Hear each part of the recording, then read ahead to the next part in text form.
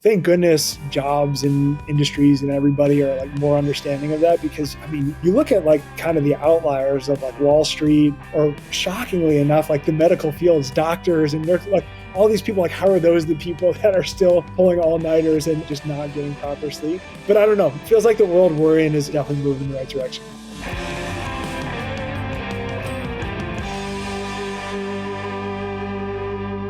Where did the idea for Lagoon come from? I was thinking of ideas, so I'd be lying if it was, to say that it wasn't just like everything spontaneous. I was constantly thinking about, what problems do I have? What could I solve? What would be a good thing for me to jump into? I definitely will say that I gravitated towards the sleep category more than most people probably would.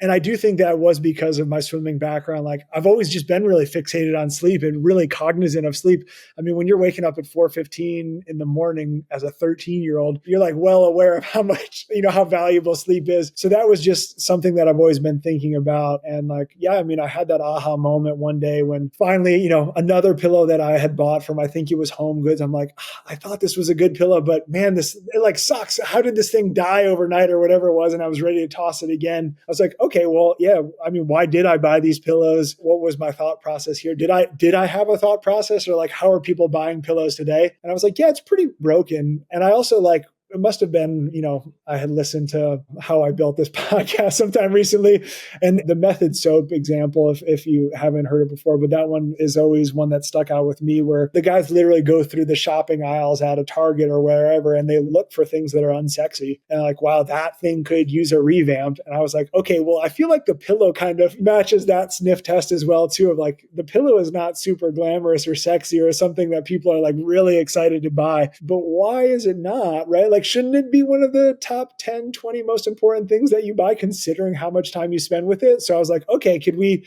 take this thing, make it sexy, because it really should be a valuable, important purchase for you to make. So that's kind of how I started with pillows. But I realized over time too that like it's really hard to build a brand just around like a product, because it just feels like it's not that impactful when you're just like talking about a product. And I realized pretty early on that the opportunity was to be, thanks for like introducing it as such, Lagoon as a sleep and fitness business. Because as much as I love getting people set up on our pillows and hearing the stories of how our pillows help people sleep better, I just love being part of the conversation about how people can optimize their sleep. And I love the movement that's happening right now about people actually caring about getting optimal sleep, because they realize what a tool it can be to help them improve athletic performance. And the only reason I really care about like getting optimal sleep is because I like seeing what people can accomplish when they're well rested and like doing all the things right. So part of me is only excited about sleep because of like what people are doing, because they're doing that passive thing quite well. There's so much noise these days around like, do this, do that, eat this food, don't eat that food. And people are, what's the saying, like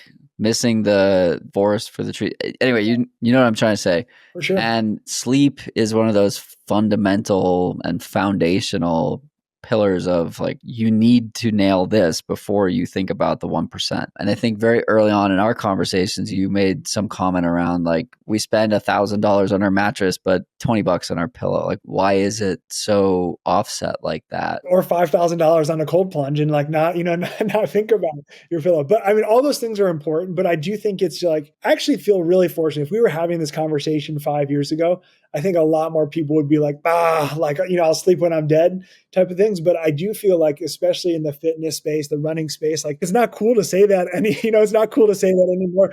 Everybody's busy. We all could be doing a million things. It actually is much more of like a flex, or like, to be able to say, yeah, I have a million things to do, but I'm still able to prioritize getting 8 hours of quality sleep because I know how important that is. So I feel really fortunate that people are coming around to that. And it feels like it's permeating in just good ways throughout our community as well too. Like, thank goodness jobs and industries and everybody are like more understanding of that, because I mean, you look at like kind of the outliers of like Wall Street, or shockingly enough, like the medical fields, doctors and nurses, like all these people, like how are those the people that are still pulling all-nighters and just not getting proper sleep? But I don't know. It feels like the world we're in is definitely moving in the right direction. Definitely.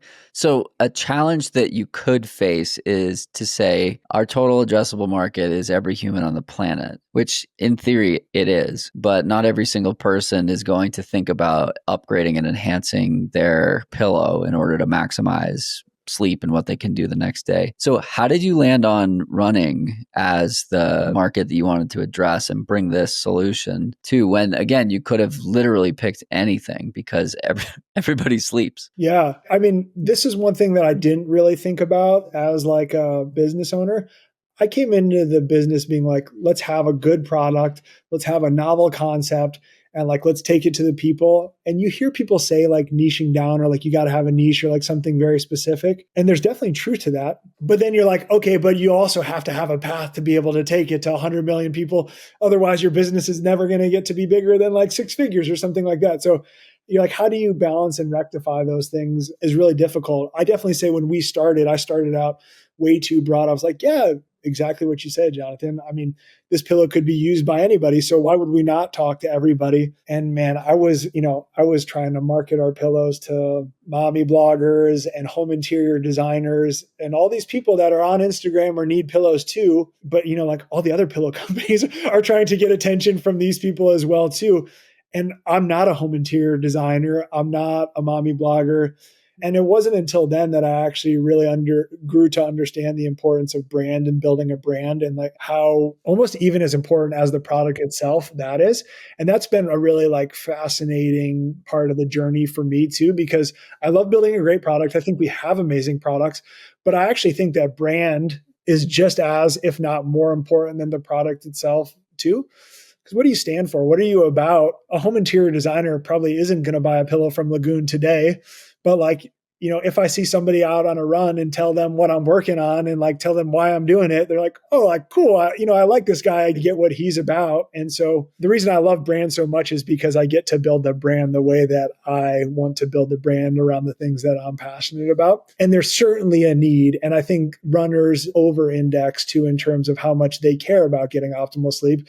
Like I kind of just said, I do think that we're in a space where people are thinking about this stuff and trying to optimize for this stuff. So it made sense given my background, given what I'm passionate about, and giving that over index of how much people care about optimizing sleep for us to really hone in on it. And nobody else is trying to be the pillow for runners. So it created some like white space for us as well too. Whereas, we're a brand that, has no institutional investment, building things from scratch, where I actually had some room to breathe and actually try and build something without feeling like I needed to compete with every marketing dollar, that Casper or Purple or Lisa are spending. So then what happens? How did you begin? I became aware of the brand from Corey McGee posting about it, who I think is a friend of yours. Yeah. And that was probably 2023. Probably. Yep. Yeah. Maybe even a little bit earlier, but it's funny. I mean, that's the beginning. Like Corey was the beginning. She was the first runner we had post about anything. And Corey's a friend. Her husband is one of my very best friends from UVA. We swam together at UVA. And she was like, yeah, sure. I'll do a post on Instagram and share about the business. And I was like, oh, wow, this actually is like converting better than the home interior designers and, and the mommy bloggers. And I was like, well, I feel stupid saying this. Looking back on it, it seems so obvious, but I was like, well, Ryan, why didn't you just originally start focusing on the industry that you know best with the people you know best? And I was like, okay, well, this seems to, if I got to take some bets, if I need to try and figure out where we're going to win, let's make this bet. Let's figure out where we're going to win. So Corey actually was the very first runner we worked with. And I shouldn't even say worked with. Corey did it pro bono because she's a good friend. But that's what led me into really starting to focus on the running market. We've, tried a bunch of other sports and endurance sports, swimming as well too. And we're doing some stuff there too. But the running community has been like disproportionately like linked with and good for, and vice versa. Hopefully we've been good for the industry too. So then it's people led the growth. I believe you started working with Keir D'Amato and Lindsey Hein and people like that who had an audience that trusts them, and these are people who care about their performance and recovery. How did you go about identifying who it makes sense to work with, and why did they say yes? Yeah, well, I'll start with, I guess, the second part first, and then kind of who we identified, because I think I've gotten better at the who we identified over time as well too. You kind of got to learn about trial and error there. But in terms of how we began, I think really what I was learning was, you got to take some smaller bets that you can like manage, and like what are your wins and losses going to look like, and it all like depends on how big your your business is. And at the most, I'm probably oversharing, but like, raised a, couple $100,000 from friends and family. So like that was the most money we had, but I got to a cliff probably, in like late 2022, early 2023, where I found out if I'm not doing things profitably, I don't have a path forward. So I needed to figure out how to, like, any bet we were making was going to be a smart one. So yeah, I started to identify people that I thought really made sense to work with, that were going to seem like interested in supporting the brand. I'd say that like what's good about finding a market that and you're passionate about is I think you're naturally going to find that people want to work with you more so than just like some random person. And I know, Jonathan, we've actually talked about this a lot, right? Like every business has their own economics in terms of what works for them and what doesn't work for them. Sometimes like Lagoon's financials just aren't like beneficial because we're not a repeat purchase type of product. And maybe not everybody's always in the market for a new pillow, or like maybe people just like don't get the idea of like what we're trying to accomplish.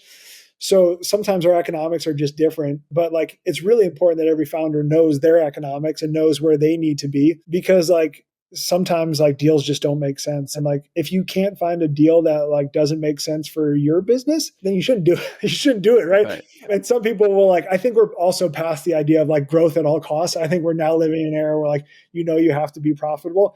And I should like caveat everything by saying that like Lagoon being profitable is like a constant struggle. Like we're constantly trying to make things work. Do we have like perfect product market fit? Like maybe not. Like I think we're continually working on the idea of like trying to find that balance of like just being profitable enough so we can do some more experiments. But like the only reason I've been able to get some of these deals done where we've been able to grow just a little bit more is honestly because people get me or like understand what I'm trying to do or like the idea of us trying to build something within the running community. So maybe I could get a deal done for like $2,000 with a runner because they like what we're trying to build.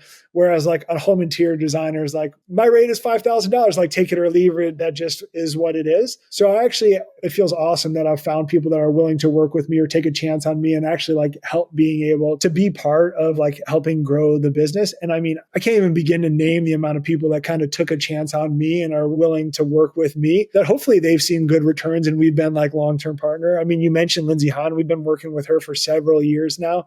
She's been so amazing. I mean, Carrie Tollison really early on, she's like, Ryan, come on and run with me. The list goes on of the Minnesota people that have been really good to Lagoon as well too. Kara, Carrie, Ben Blankenship, Emma, like the list goes on and on. So it's been awesome to just kind of, and Dakota, of course, like the Mrs. Minnesota. So yeah, like I said, the list goes on, but it's been because of that I'm like, okay, I can test, I can learn, I can figure some things out, and we can just start to slowly scale. But being able to do it within that same industry or that same ecosystem obviously pays big dividends too, because if you're trying to build a niche or trying to focus on a niche, you need people to start hearing about you from a couple different places too. So that's all part of the strategy too.